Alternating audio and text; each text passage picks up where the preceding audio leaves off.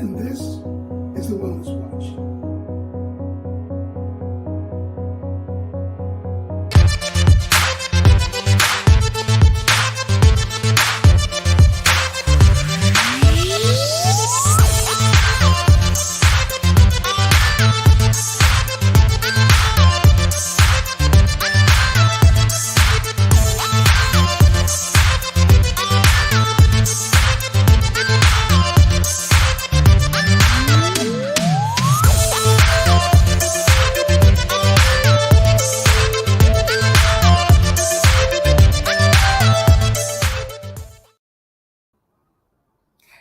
Hello, good evening, everyone.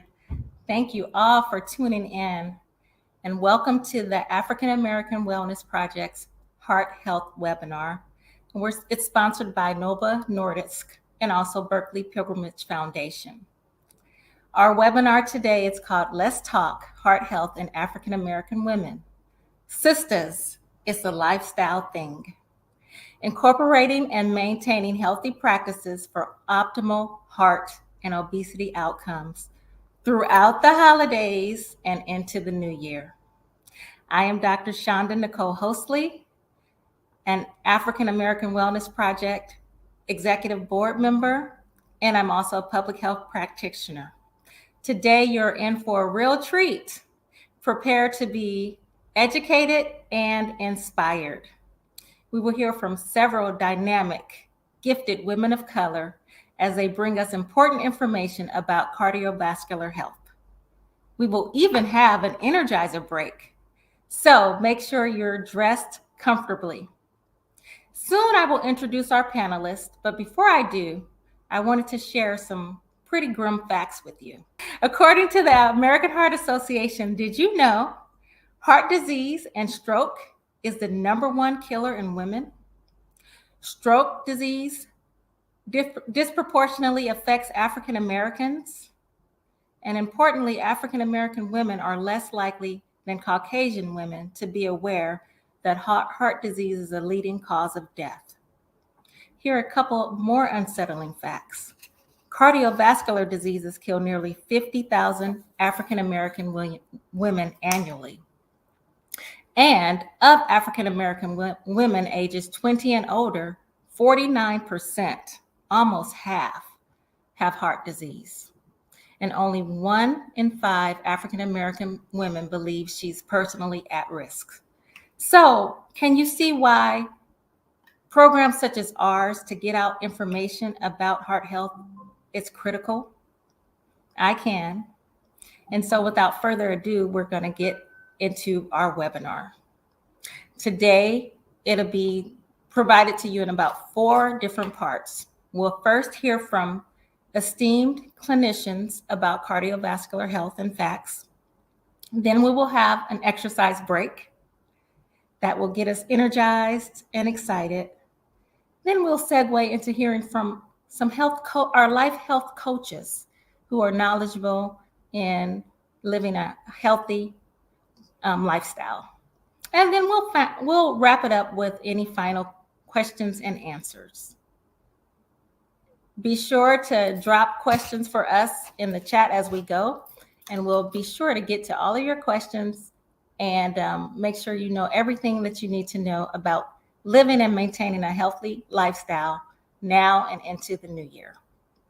Okay, I'd like to introduce our healthcare practitioners. First, we have Dr. Shaka Britton.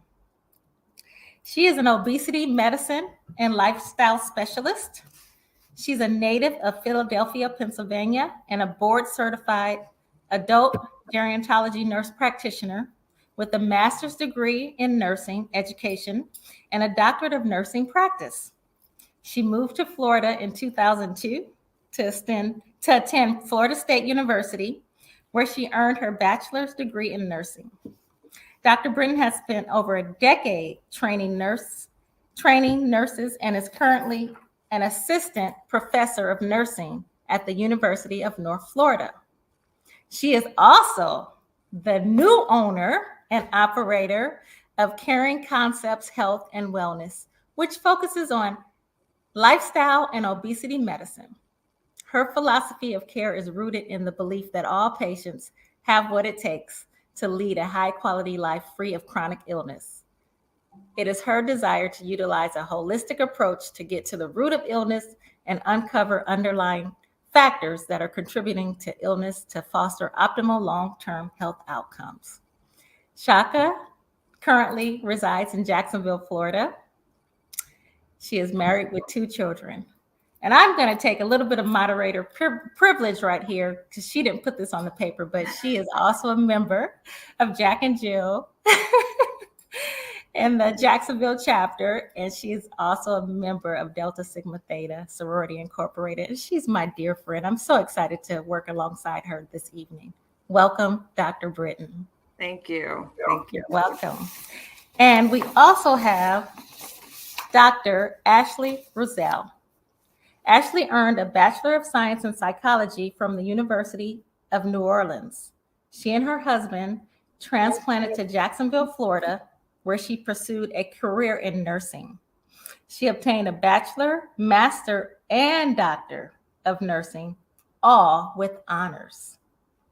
Cardiology is her passion, working on many cardiac units and eventually as a cardiac nurse practitioner. She is a board-certified family nurse practitioner currently working clinically in academia. She is a mother to 2 daughters. I'm also in the 2 Moms Club, ages 7 and 4. And Ashley is an active member of several professional organizations. Welcome. I'll turn it over to you guys. And then after you all finish, we'll entertain any questions from our audience.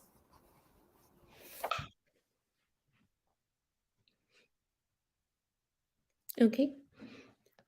All right. So we'll go back a few slides actually, and we'll start talking about heart disease.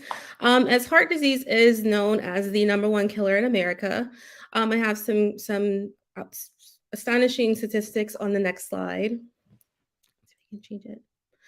So in 2018, African Americans were 30% more likely to die than non-Hispanic Americans of heart disease. Nearly 60% more likely to have high blood pressure than Hispanic white women, and even more likely or less likely to have the blood pressure controlled. Heart disease actually kills nearly 50,000 African American women yearly. Among those African American women ages 20 and older, nearly 50% have cardiovascular disease. Only 1 in 5 African American women believe she is personally at risk. Next slide, please. Okay. So there are many risk factors for heart disease. We have hypertension, obesity, and diabetes, all of which can be controlled by lifestyle changes.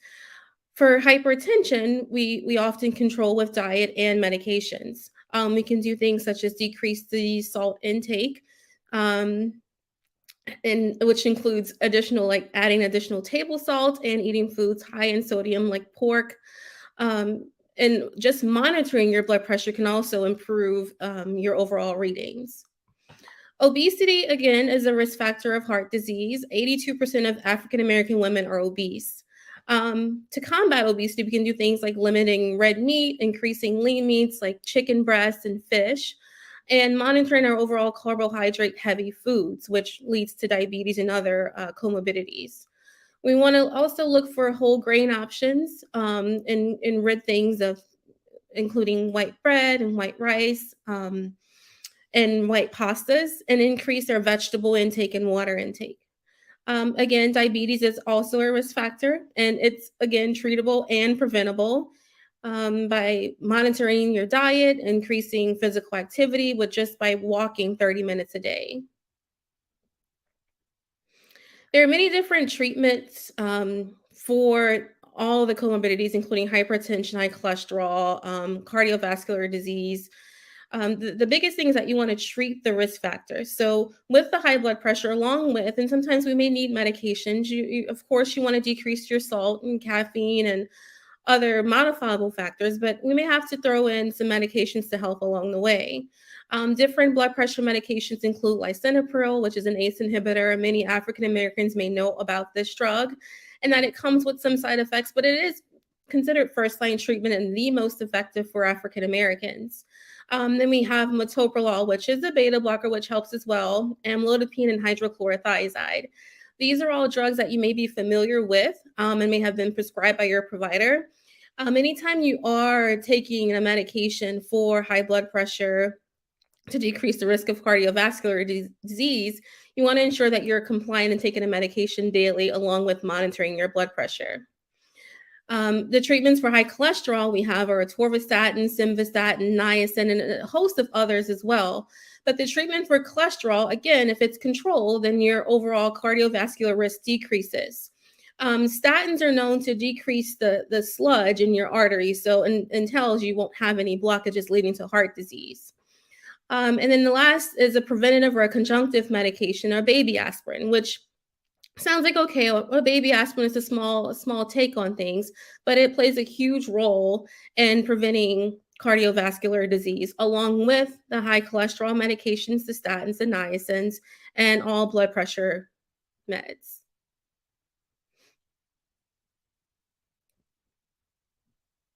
All right. Thank you, Ashley. Great information. And so now I kind of want to take you all just down the road of obesity and as it relates to heart disease, and particularly as it relates to African American and African American women. Currently, in today's society, in Western society, and actually you can stay on the first slide, we are in an obesity epidemic, okay? Obesity and overweight continue to be a major public health problem that affects over half of the adult population. When we look at long-term overweight and obesity, this has become a major health hazard in the Western world, and it is unfortunately epidemic amongst African Americans. We are leading the race when it comes to obesity and overweight proportions. Non-Hispanic Black women, unfortunately, have the highest age-adjusted rates of obesity amongst all racial categories. This, unfortunately, leads to the higher rates of morbidity and mortality that we see just exclusively amongst our community. And this, just obesity in itself, contributes to the higher rates of diabetes, cancer, certain types of cancer, heart disease, and decreased years of life. And so it begs the question, how did we get here? Well, I could probably have a whole hour-and-a-half seminar on the social determinants of health that have led to our current state of affairs. And a lot of that comes down to, one, nutrition. When we look at our Western diet, it is typically high in saturated fats, and that is no exception in the African American diet. African Americans are less likely to engage in regular physical activity. There is a higher perception or a feel of social stress amongst African Americans for various reasons. And then you throw in healthcare access, whereas African Americans are less likely to receive screening, they're less likely to receive follow-up, and they're more likely to have treatment delays. And so when we look at that, just a small portion of those social determinants of health that all kind of lend themselves to a perfect storm of obesity and the consequences of obesity, particularly heart disease, which is the #1 killer in America, we have a problem. And it's not just weight and BMI. We also have to look at waist circumference. This matters. And so when we look at that, we know that an increasing waist circumference, particularly a waist circumference greater than 35 inches, increases your risk of cardiovascular disease, diabetes, heart attack, stroke. So this matters. And we also know that when that waist circumference goes 35, 40, and beyond, we see an increase in visceral fat. And while we all have visceral fat, and visceral fat is the fat that lines our organs and our thoracic cavity, and we all have it. But the problem is when that waist circumference goes beyond 35, we see a higher proportion of visceral fat. And the problem with this is that these fat cells house a lot of certain fatty acids that are precursors to inflammation that cause the domino effect that lead to vascular disorders and heart disease. So when we look at this, I do want to share with you the current state of affairs. Where are we when it comes to obesity and how we kind of match up to others in terms of ethnicity and age? So you can go on to the next slide. So 80% of premature deaths are attributable to 3 factors: tobacco use, poor diet, and lack of physical activity. I tell you that coronary artery disease, heart disease, for most people is a lifestyle related disease. We can mitigate this with the choices that we make every day. Okay. Poor diet, lack of physical activity directly lends itself to obesity and obesity risk, the risk factor for developing obesity. 3 out of 4 people are eating a diet low in fruits and vegetables. And I will talk in a minute just why that is so important. 4 out of 5 don't get enough physical activity. 11% of patients who are diagnosed with diabetes, only 11% follow the recommended guidelines for saturated fat. And 8% of folks who are diagnosed with heart disease continue to smoke. Again, these are all choices. There's some things that we can't control that's a risk factor. We call these non-modifiable risk factors, like being born a female or being African American. We can't change that. But there's so much that we do have control over that we have to start dialing into to change the trajectory that we are on. And you can go on to the next slide. We also see, as my colleague stated, that more than 60% of the US population falls in the overweight or obese categories. Let's break this down a little bit. When we look at African American women, 52% of African American women are obese on any given day, compared to only 38% of non-Hispanic white women. And when we look at obesity and overweight, overweight in terms of a BMI is a BMI between 25 and 29.9. Obesity categories start at 30 and up. And then we have class 1, class 2, and class 3 obesity. When we look at the prevalence of class 3 obesity, we're also leading that race. Class 3 obesity is a BMI greater than 40. And this is what we've historically called morbid obesity. We don't really use that term anymore. This is class 3 obesity. And unfortunately, African American women have a rate of 16.8% in terms of class 3 obesity, compared to only 9% in non-Hispanic white women. Overall, African American women are 70% more likely to be overweight than non-Hispanic white women. That is significant. When we look at our lifetime risk of heart disease in obese patients, we're looking at 37% compared to 26% in non-obese women aged 45 to 54. And then when we look at severe obesity, like class 3 obesity, it's an 88% increase in mortality and a 5-fold increase or risk of congestive heart failure. This is significant. And we know that our lifestyle choices affect these parameters, as evidenced by the following.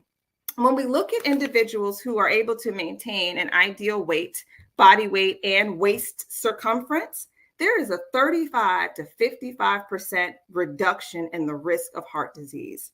When we look at individuals who are able to kick the habit of smoking, there's a 50% decrease in the risk of developing a sudden heart attack. When we look at individuals who are able to commit to at least 150 minutes per week of physical exercise, moderate intensity, there's a 35 to 55% decrease in the risk of heart disease. And individuals who can get in at least 5 servings of fruits and vegetables a day have a 20 to 25% decreased risk of developing heart disease in their lifetime. These are simple choices that we can make that make a big difference in our overall quality of life and our risk for heart disease down the road. And you can go on to this last slide here. So when I look at obesity and heart disease, we're really looking at this from 4 different pillars: nutrition, physical activity, behavioral dynamics, and for some pharmacologic interventions.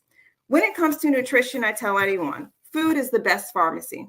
Your grocery store is the best pharmacy you will ever have.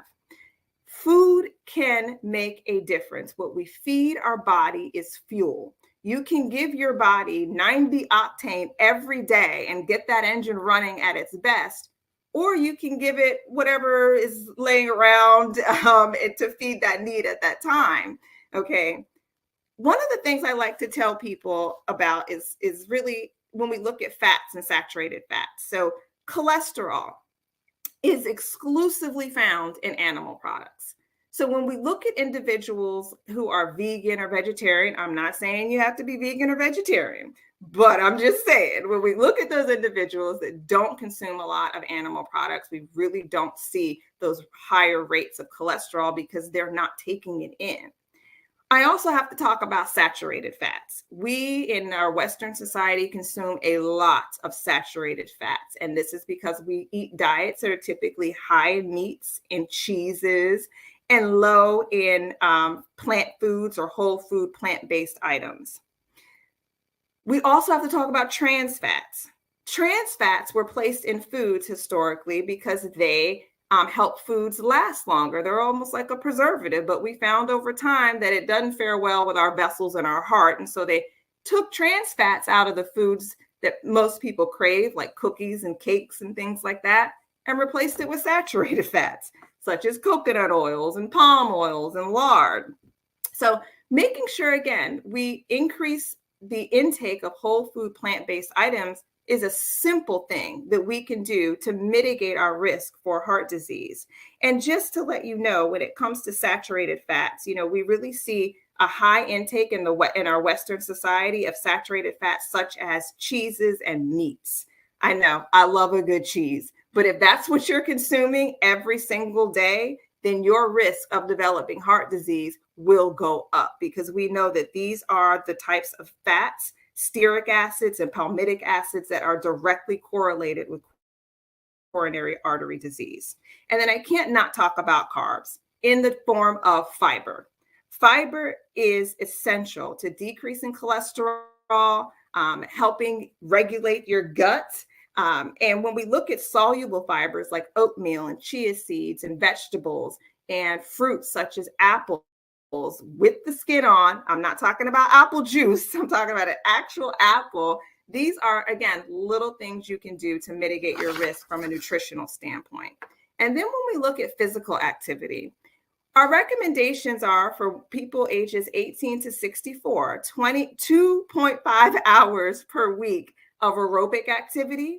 And I can't not say and talk about strength training and resistance training. A lot of the people that I see that are looking to lose weight are women who are middle-aged, perimenopausal, menopausal, postmenopausal, and their one complaint is the abdominal circumference here. And resistance training is this circumference. So if you can throw that in there 2 to 3 times per week, that's also really good. But I also have to tell you, physical activity alone, it can improve your blood pressure.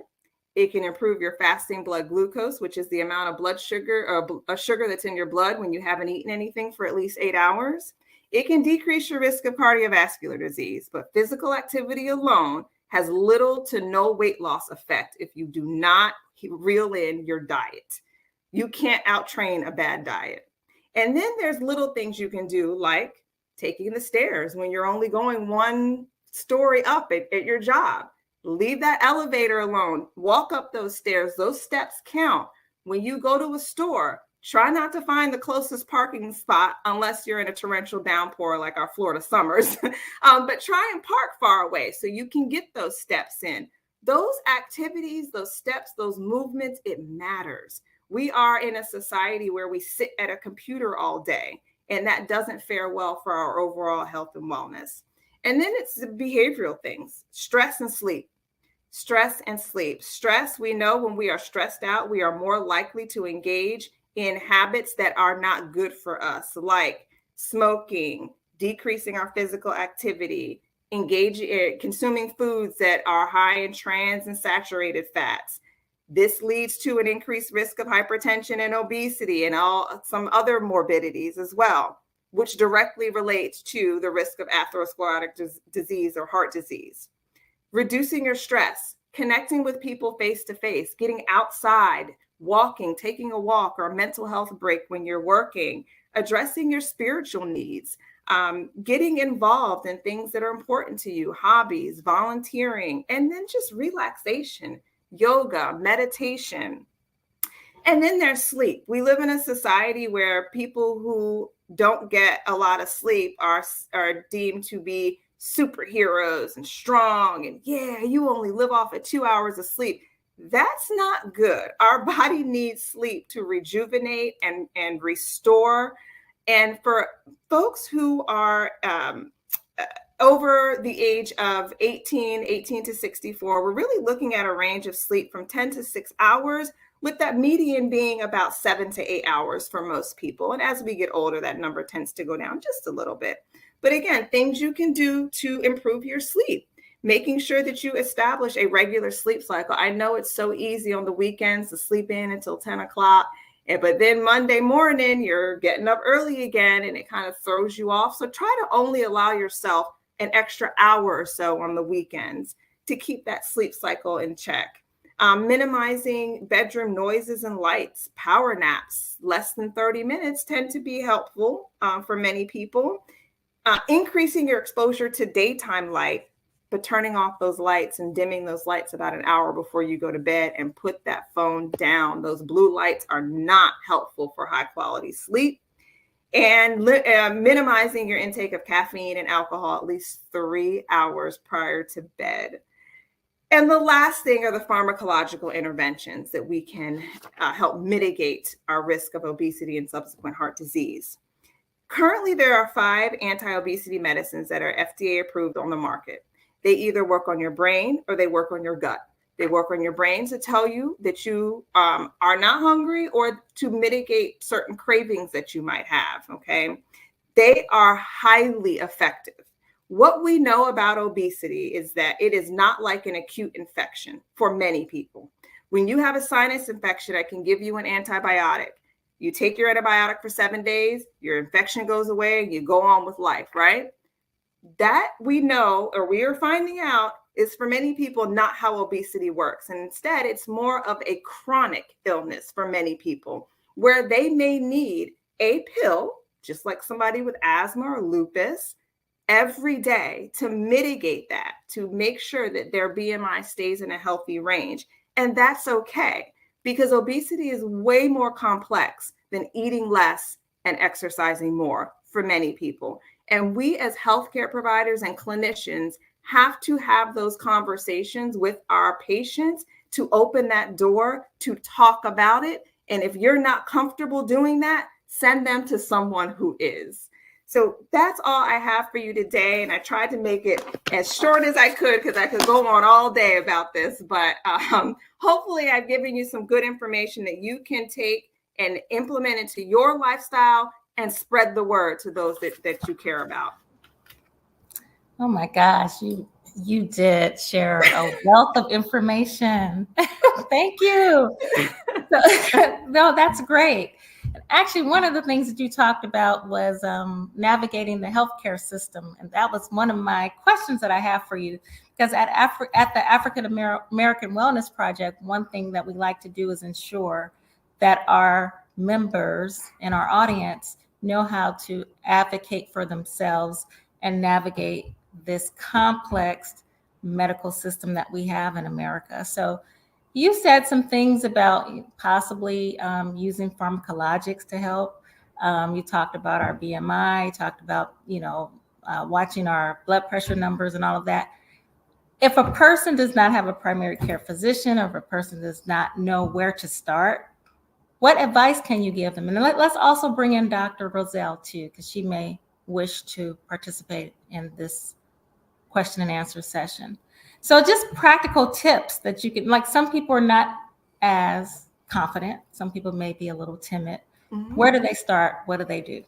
So if you don't have the resources to navigate the healthcare system, there are things that you can do on your own, lifestyle related, just day to day. One of the simplest things I tell patients that are overwhelmed with nutrition and tracking and macros, I say, listen, when you make a plate, half that plate, fill it up with your favorite veggies, right? Half that plate, you fill it up with your veggies. A third of that plate, you pick whatever lean protein you have on hand, and you give yourself a little complex carb, a little starch, like a little sweet potato or something like that, right?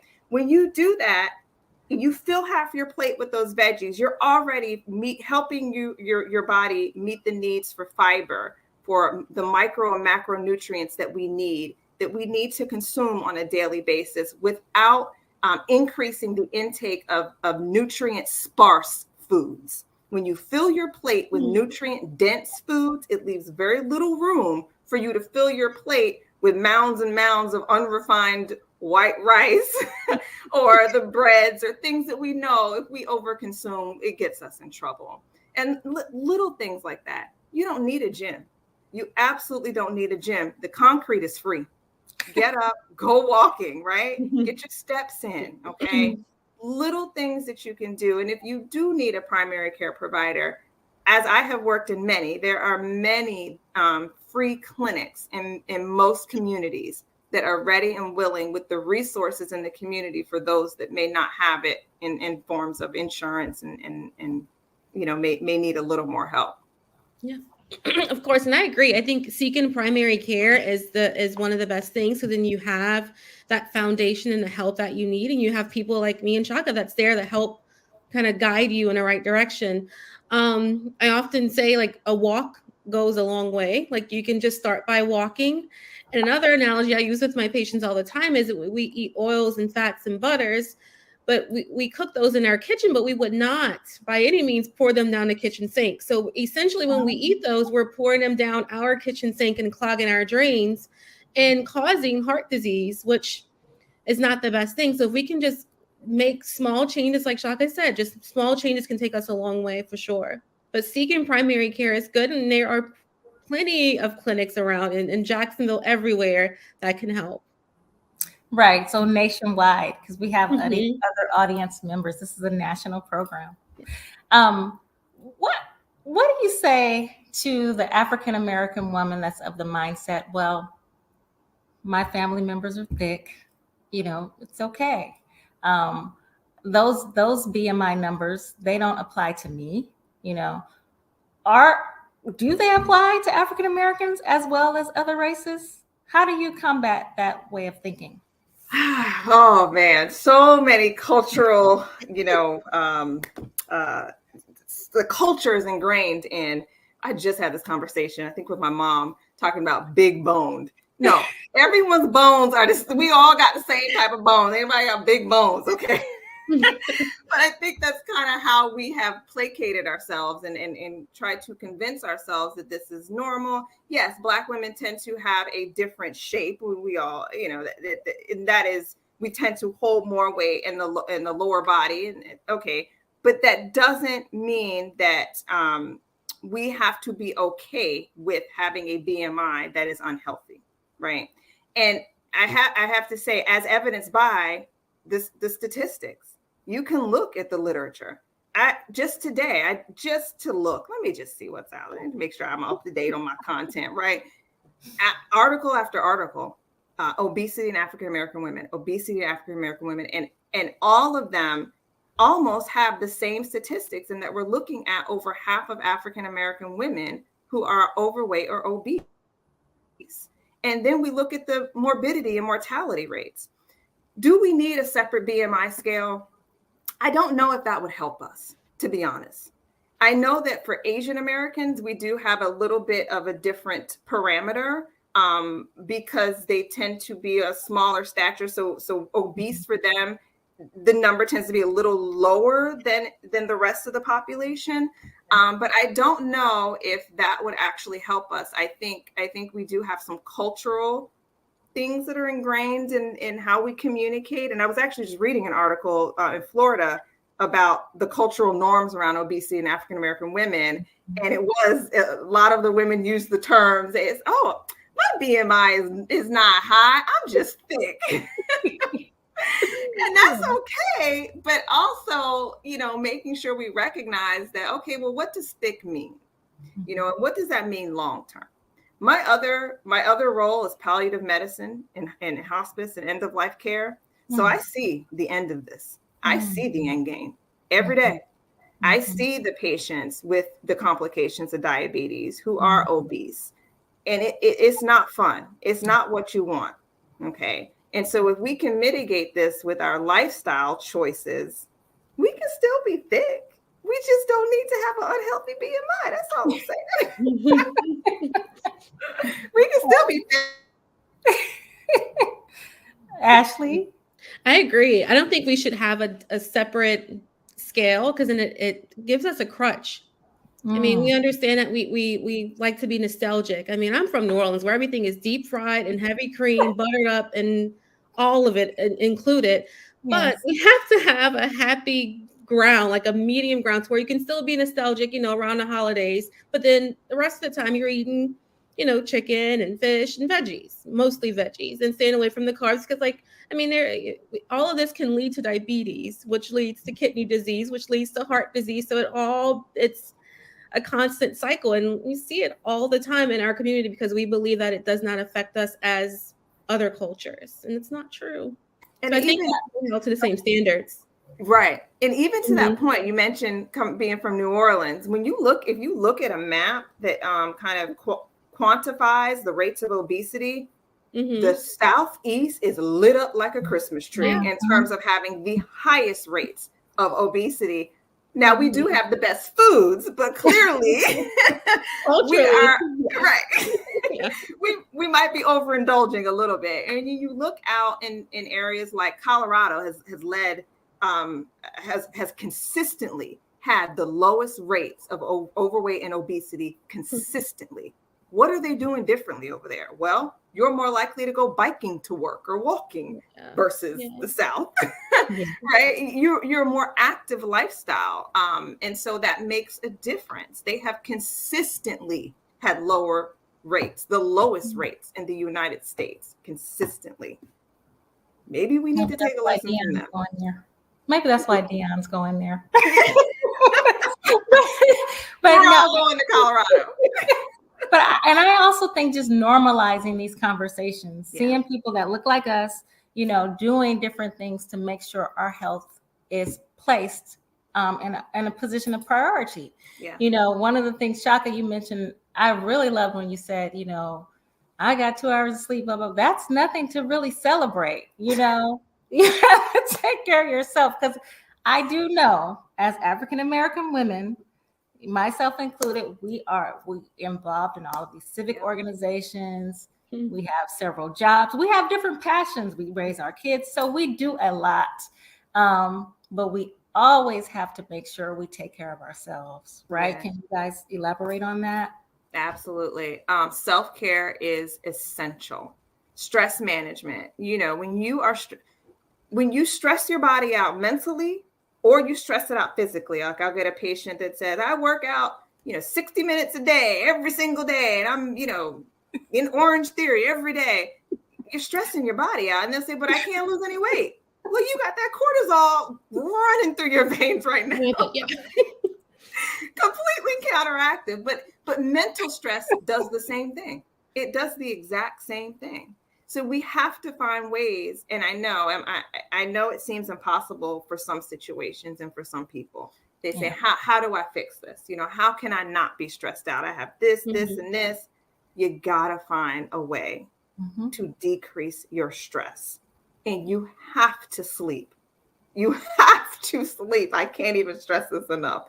You have to have time. When my kids were young, I used to have a bedtime routine. I would do bath, book, and bottle, right? And they knew that when that bath started, it's time to wind down. The lights go down. We go in the room. It's the same consistent routine every day. We have to have a routine that winds us down and allows us to get high quality sleep. Yeah, I agree. You need your sleep, and if healthy sleep, not overly medicated sleep, or you're getting an hour here and 2 hours there. You definitely need sleep to even lose weight, to be stress-free. We have that hustle and bustle mentality, but it's not always the best thing for our bodies. Yeah, I love that. We'll end on that note. I wanted to give you guys an opportunity, if you wanted to share any social media handles. How can people get in contact with you?